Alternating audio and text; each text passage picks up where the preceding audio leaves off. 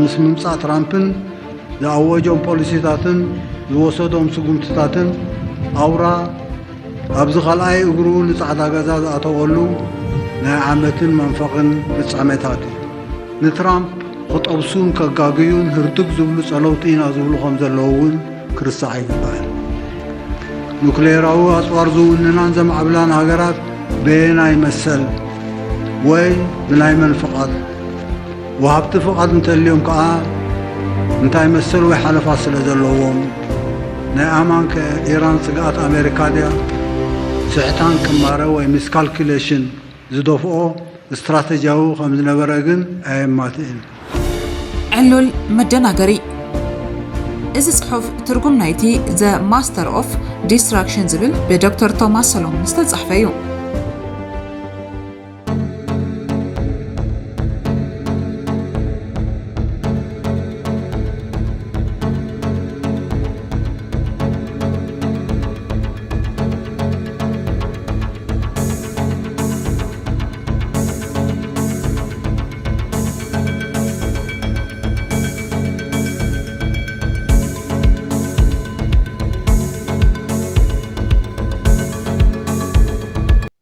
ኢሳያስ አፈወርቂ ኣብ ዝቐረበ ግዜ ንመዓልትና ጽነታ መልኪቱ መልእኽቲ ኣመሓላሊፉ ነይሩ።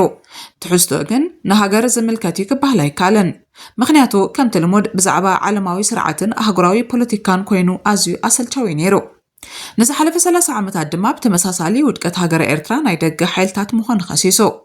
እቲ መደረ ዝያዳ ኣብ ሕቡራት መንግስታት ኣሜሪካ ትራምፕ ቬንዙዌላ ኢራን ወሽመጥ ሆርሙዝን ኔቶ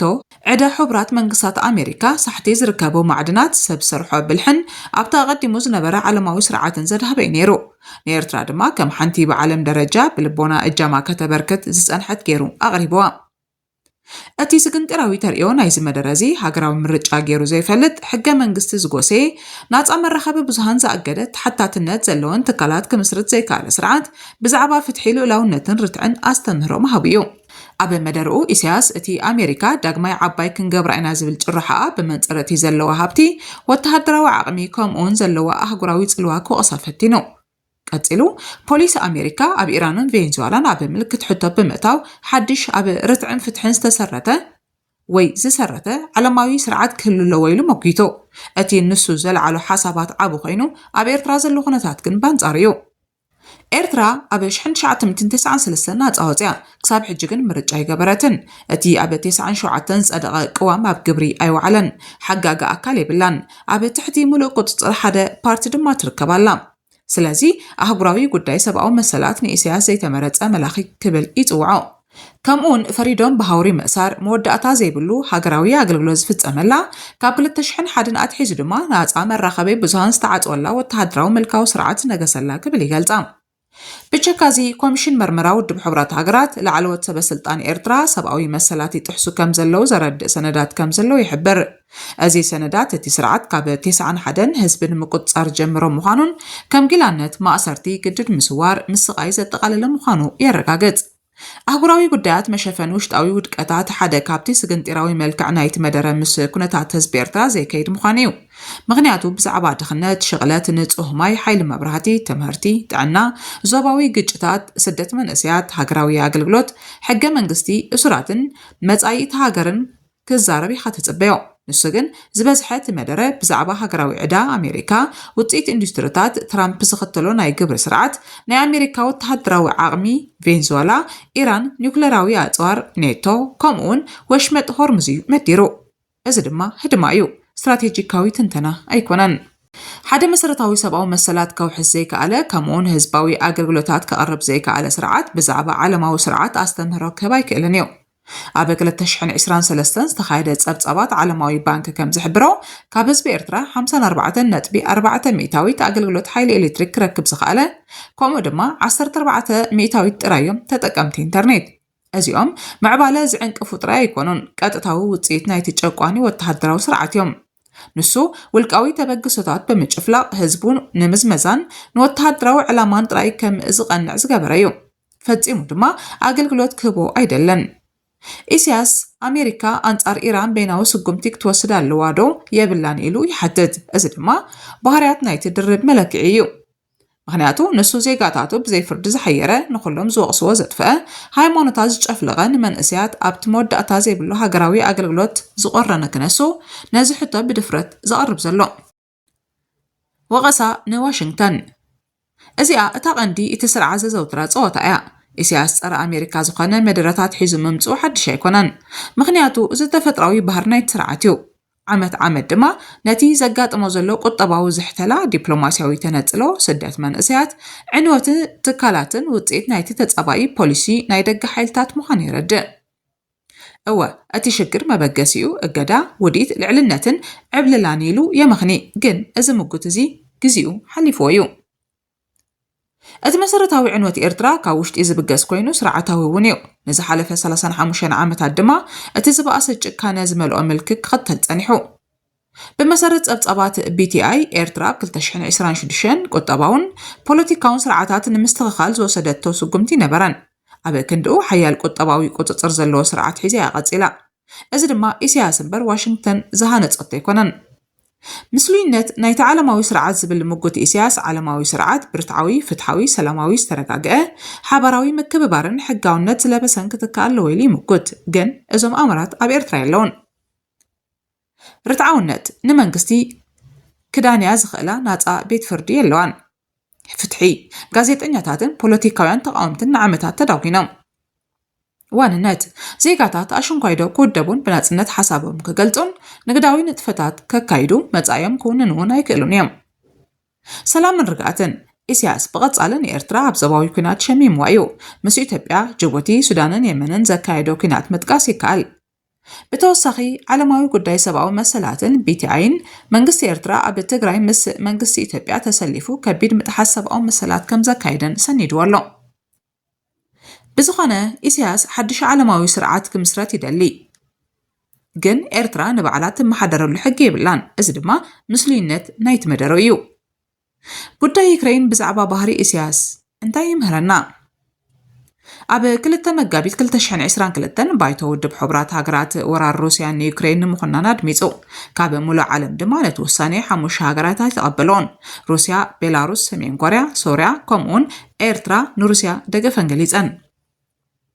እዚ ዕቱብ ነገር እዩ ኤርትራ ስቂላ ዝሃበቶ ድምፂ ይኮነን ኣሰላልፋኣ ኣብ ጎንተን ዓመፅቲ ጨቆንቲ ስርዓታት ምዃኑ ዘረጋግፅ እዩ ኢሳያስ ከምቲ ዝብሎ ንመትከላት ልኡላውነት ዝምጉት ኣይኮነን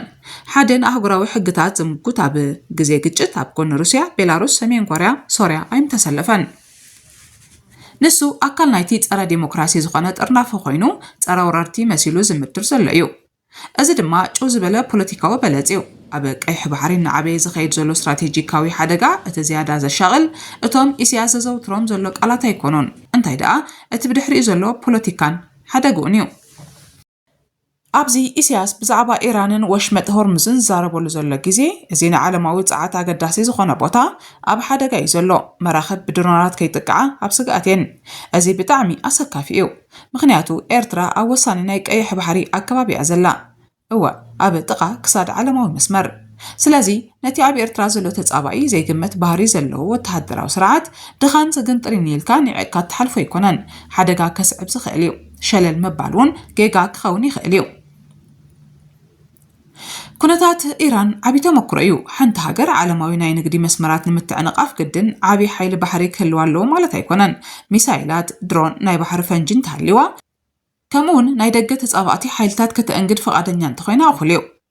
መንግስቲ ኤርትራ ድማ ነዚ ዝበቅዕ እዩ ምስጢራዊ ወተሃደራዊ ከምኡውን ኣመራርን ክጽይቕን ጥራይ ዝደሊ እዩ ስለዚ ቅልውላው ክሳብ ዝለዓል ምጽባይ የድልዮን ኣብ ዝቐረባ ግዜ መራኸቢ ብዙሃን ይምዝግብኦ ከም ዘለዋ ዲፕሎማስያዊ ምትዕርራይ ክግበር ይኽእል እዩ ኣሜሪካ ነቲ ኣብ ልዕሊ ኤርትራ ዝነበረ እገዳ ከተልዕሎ ተኽእሎታት ኣሎ እዚ ድማ ብኢሳያስ ኮነ ኢልካ ዝግበር ዘሎ ክኸውን ይኽእል እዩ ምክንያቱ ምስ ዋሽንግተን ዝምድና ይምስርት ከም ዘሎ ብምምሳል ካብ ሩስያን ቻይናን ዝዓበየ ቁጠባውን ወተሃደራውን ድጋፍ ንምርካብ ዝዓለመ ክኸውን ይኽእል እዩ እዚ ድማ ባህሪ ናይ ኩለን በለፀኛታት መልእኽቲ እዩ ኢሳያስ ንዓመታት ዝምድንኡ ኣብ ዙርያ ቻይናን ሩስያን እዩ ከደልደል ፀኒሑ ኣብዚ ቀረባ ዓመታቱን ንሓድሽ ዓለማዊ ስርዓት ክብል ሞስኮን ቤይጂንን በፂሑ እዩ ስለዚ ናይ ብሓቂ ናብ ምዕራባውያን ናይ ምውጋን ድሌት የብሉን ነተን መሻርክቱ ሞስኮን ቤይጂንን ግን እቲ ልዕሊ 1000 ኪሎ ሜትር ዝቕመቱ ገማግም ባሕሪ ኤርትራ ኣገዳሲ ምዃኑ ከርእየን ይደሊ ንስኻትኩም እትዝደልዩ እንተዘይብክናኒ ካልኦት ማዕፀይ ዝኽሑቕ ሓደ ለይቲ ኣለዋን ይብለን ነዚ ንምርዳእ ካብቲ ኣብ መዓልቲ ናጽነት ዘቕረቦ መደረን ላዕሊ ምስክር የለን ክሰርሕ ዝኽእል ፖሊሲ ኣሜሪካ ዋሽንግተን ንኤርትራ ከም ሓደ ኣገዳስነት ዘይብሉ ዘይጓዳእ ዝበለየ መላኺ ጌራ ምርኣይ ከተቋርጽ ኣለዋ ምኽንያቱ እዚ ልሑቕ ዝወፅእ ሓበሬታታት ከም ዘመልክቶ ኣሜሪካ መንገዲ ቀይሕ ባሕሪ ንምውሓዝ ክትብል ምልዓል እገዳ ኣብ ግምት ተእትዎ ዘላ ትመስል እዚ ድማ ዓቢ ጌጋ እዩ ኣብ ክንድኡ ብትኽክል ዝተነድፈ ጽኑዕ ውሽጣዊ ተሓታትነት ዝጠልብ መንገዲ ባሕሪ ከውሕዝ ዝኽእል ስትራቴጂ የድሊ ፖሊስታት ኣሜሪካ ኣብዞም ዝዕቡ 5 መሰረታውያን ነጥብታት ከተኩሩ ኣለዎም ምክትታል ወደባት ኤርትራ ዋሽንግተን ብዓይኒ ሰብኣዊ መሰላ ጥራይ ዘይኮነ እቲ 1000 ኪሎ ሜትር ዝቕመጡ ገማገም ባሕሪ ኤርትራ ንጸጥታዊ ኩነታት ተዘባውን ኣገዳሲ ምዃኑ ክትግንዘብ ኣለዋ ኣሜሪካን መሻርክታን ኣብ ወደባት ኤርትራን ደሴታትን ናይ ባዕዲ ወተሃደራት ድሮናት ናይ ስለላ መሳርሒታት ሕቡዕ ዕጥቅን ስንቅን ንኸይህሉ ክከታተላ ኣለወን ካልኣይ እገዳ ክግበረሎም ዘለዎም ዝበዝሕ ግዜ ብጅምላ ቁጠባዊ እገዳ ምግባር ነተራ ዜጋታት ዝጎድእ ነቶም ውሕዳት መራሕቲ ድማ ካብ ጸሊም ዕዳጋ ዝያዳ ከም ዝረብሑ ዝገብር እዩ ስለዚ እቲ እገዳ ንኢሳያስ ኣብ ዝርኡ ንዘለዎ ወተሃደራውን መራሕትን ከተኩር ኣለዎ ምድስካል 4 ንግዳውያን ትካላቶም ኣህጉራዊ ናይ ባንኪ ሕሳባቶም ምቁፅጻር መስመራት ባሕርታቶም ከምኡውን ዕብለላ ንግዳዊ ትካላቶም ከም ዘብቅዕ ክኸውን ኣለዎ